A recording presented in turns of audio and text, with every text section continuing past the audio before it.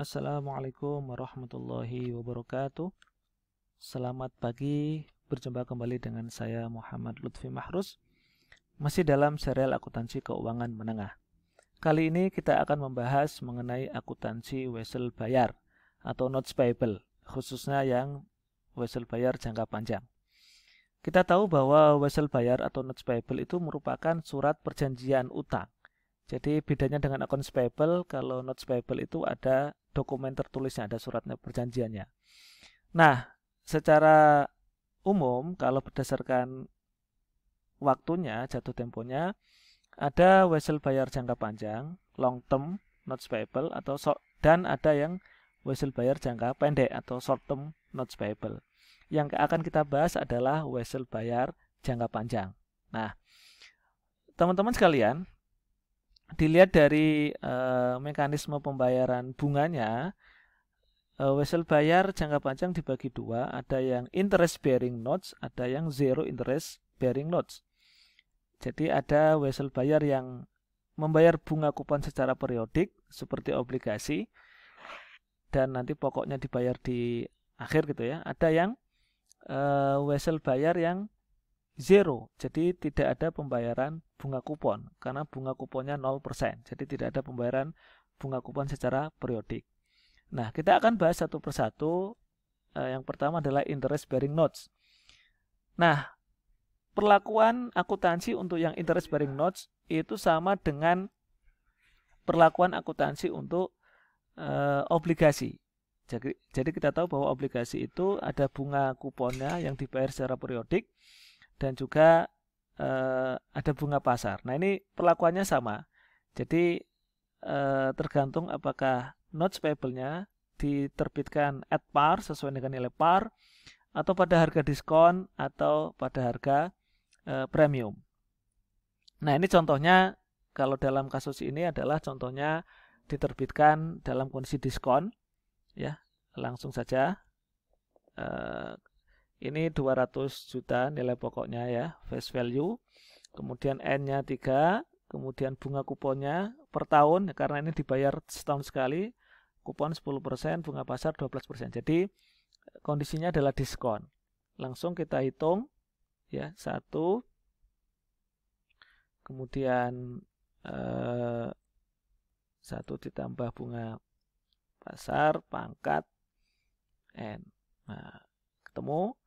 Terus kemudian ini 1 dikurangi ini persen value-nya dibagi bunga pasar. Nah, inilah nilai obligasi atau harga jual atau persen value obligasi yang kita terbitkan, yang perusahaan terbitkan. Jadi di sini asumsinya harga jual itu sama dengan harga wajar atau nilai wajar atau persen value-nya, sehingga cash yang diterima ya, jurnalnya 2 Januari 2017 di sini itu cash pada notes payable sebesar 190, sementara saat akhir periode, saat pembayaran bunga, karena ini pas pembayarannya di 31 Desember, jadi tidak ada interest payable, langsung interest expense sesuai dengan tabel 22847.121. Notes payable-nya amortisasi karena diskon, jadi menambah nilai notes ya, nilai wesel bayar. Nah, cash-nya 20 juta. Begitu seterusnya sampai jatuh tempo. Ya, tinggal disesuaikan dengan angka yang ada di tabel. Ini contoh pertama, yaitu obligasi notes payable atau wesel bayar yang diterbitkan dalam kondisi diskon dan pembayaran bunganya periodik. Sementara pokoknya nanti saat jatuh tempo. Nah, ini perlakuannya seperti obligasi. Kemudian kasus yang kedua, ini adalah notes payable yang bayarnya itu melalui cicilan tetap. Jadi nyicil langsung bayar bunga dan bayar pokok. Jadi cicilannya itu jadi beda dengan sebelumnya. Kalau sebelumnya kan bayar bunga sendiri rutin tetap, sementara nanti pokoknya di akhir. Nah, kalau ini tidak, ini nyicil ya, cicilan tetap, termasuk cicilan tetap itu untuk bayar bunga dan bayar pokok. Nah, nanti di akhir periode baru lunas ya. Jadi akhir periode langsung tidak punya utang, jadi lunas. Nah, ini salah satu karakteristik notes payable ya, karena sifatnya negotiable, lebih fleksibel ya, maka ada apa istilah fasilitas cicilan tetap. Kalau obligasi memang fiturnya itu pembayaran bunga secara periode, nanti baru pokoknya di saat jatuh tempo. Nah, kalau notes payable bisa ada cicilan tetapnya ya, lebih negotiable, bisa dinegosiasikan antara debitur dan kreditur. Nah, contoh di sini, misalnya perusahaan PT Grafiti meminjam dana ke bank sebesar 500 juta. Nah, di sini diasumsikan pinjam dana 500 juta, dapatnya juga 500 juta. Berarti face value-nya sama dengan present value. Inilah yang nanti akan dicicil selama 10 tahun, sehingga nanti di akhir tahun ke 10 jadi nilainya 0. Makanya di sini face value sama dengan present value wesel bayar. Jadi sama dengan nilai kininya. Inilah yang nanti akan dicicil selama 10 ya, N-nya 10. Kemudian dengan bunga pasar 10%. Jadi kita harus menghitung berapa cicilan tetapnya ya di sini. Berapa cicilan tetapnya. Nah, di sini cicilan tetapnya adalah teman-teman perlu menghitung berapa faktor anuitas dengan menggunakan N10, jadi bunga pasar 10%. Jadi jangan langsung bagi 10. Kalau langsung bagi 10 kan nanti ketemu 50 juta. Itu tidak ada bunganya. Jadi langsung hanya pokoknya saja. Sementara cicilan ini sudah ada unsur bunganya yang 10% tadi. Sehingga pembaginya adalah 500 juta yang akan kita cicil. Pembaginya adalah faktor anuitas dari N-nya 10, I-nya 10%. Kita cari dengan rumus ini ya, rumus present value annuity yang ordinary annuity. Jadi ini asumsinya pembayaran cicilannya di akhir periode. Maksudnya di akhir itu adalah pinjam 31 Desember, maka cicilannya adalah 31 Desember tahun berikutnya. Jadi itu maksudnya. Jadi ordinary annuity. Makanya pakai formula ordinary annuity. Nah, ketemu angka faktornya 614567. Cicilan tetapnya ya, itu 81372. Jadi ketika minjem 31 Desember 2019, itu cash pada notes payable sebesar 500 juta. Cicilan pertamanya itu nanti tahun depannya lagi ya, itu bukan tanggal sekarang ya, bukan 31 Desember 2019, tapi nanti 31 Desember 2020, setahun yang akan datang. Nah, jadi kita lihat, nah cicilan tetapnya 81372,697. Nah, di sini di akhir periode langsung 0 ya, lunas. Nah, di sini setiap pembayaran cicilan itu ada unsur bunganya, interest expense-nya, sama ya caranya, yaitu bunga pasar ya 10% dikalikan dengan carrying amount. Nah, sisanya untuk membayar pokoknya. Jadi setiap ada pembayaran cicilan 81372,697 itu ada unsur bayar bunganya dan ada unsur bayar pokoknya. Nah, nanti lama-kelamaan bunganya akan semakin menurun karena carrying amount-nya semakin menurun ya, jadi interest expense-nya menurun. Nah, cicilan pokoknya akan semakin meningkat. Nah, seperti itu teman-teman sekalian. Baik, itu contoh yang kedua, ilustrasi yang kedua. Sekarang yang ketiga, ini sebenarnya mirip dengan ilustrasi yang kedua, ada cicilan tetap. Namun cicilan tetapnya yang pertama tidak mencukupi interest expense. Maksudnya gimana?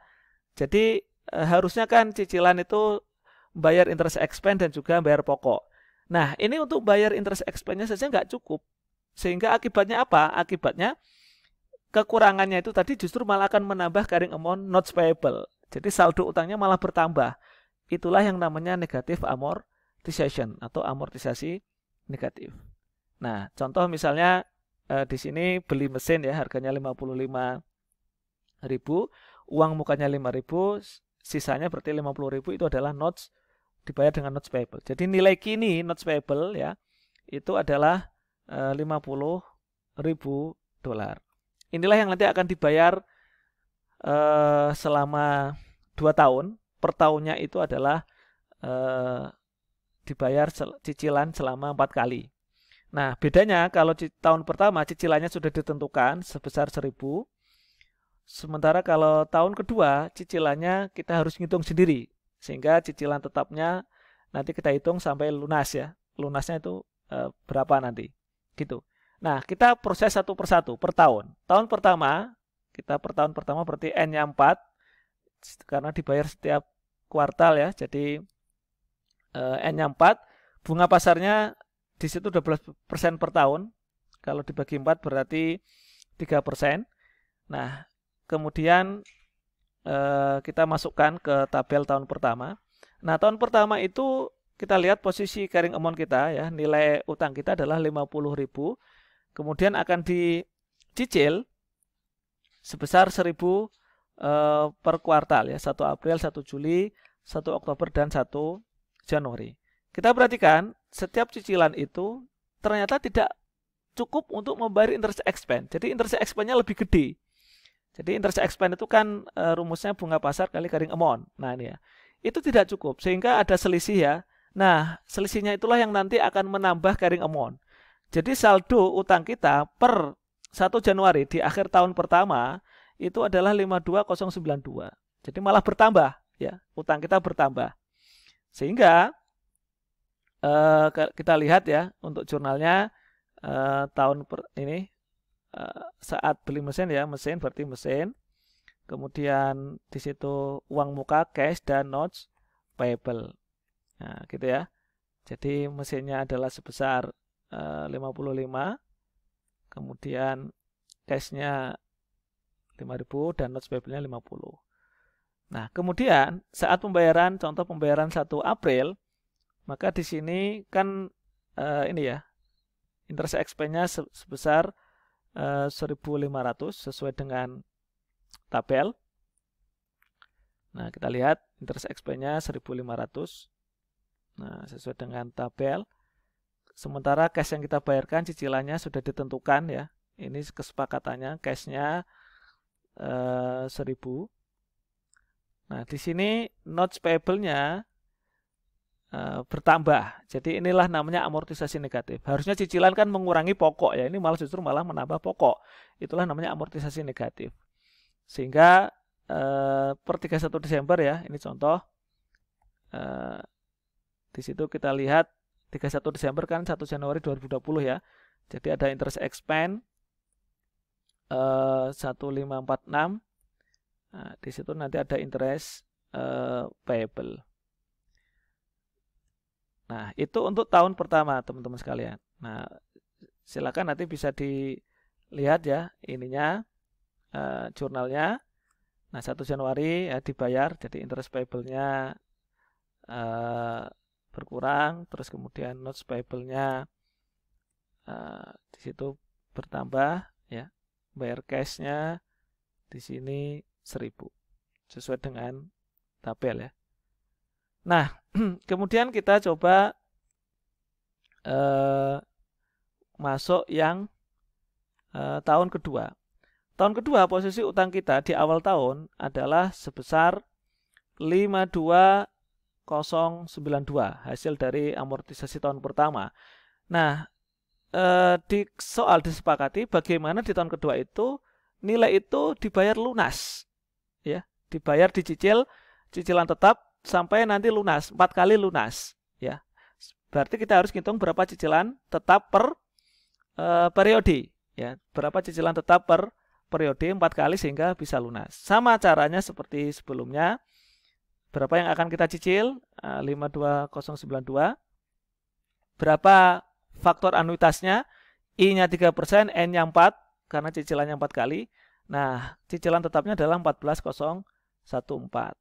Nah, baru kemudian kita bikin tabelnya. Nah, sehingga seperti ini tabelnya, ya, sama dengan yang di slide, sehingga posisinya adalah 0. Ya, jurnalnya sama ya, teman-teman ya. Artinya bagaimana teman-teman menjurnal setiap ada pembayaran nanti akan mengurangi. Kalau ini jelas, kalau ini cash yang dibayarkan ya, interest expense-nya 1563, jadi pokoknya berkurang 12.451. Nah, itu jurnalnya seperti itu teman-teman. Nah, yang terakhir adalah notes payable yang zero. Kalau zero itu sama seperti sebenarnya prosedurnya itu sama seperti kita mencatat notes payable yang diskon. Karena ini tidak ada bunganya jadi 0%. Jadi kalau kita lihat ya, langsung saja di ini, jadi tidak ada pembayaran bunga. Terima kasih.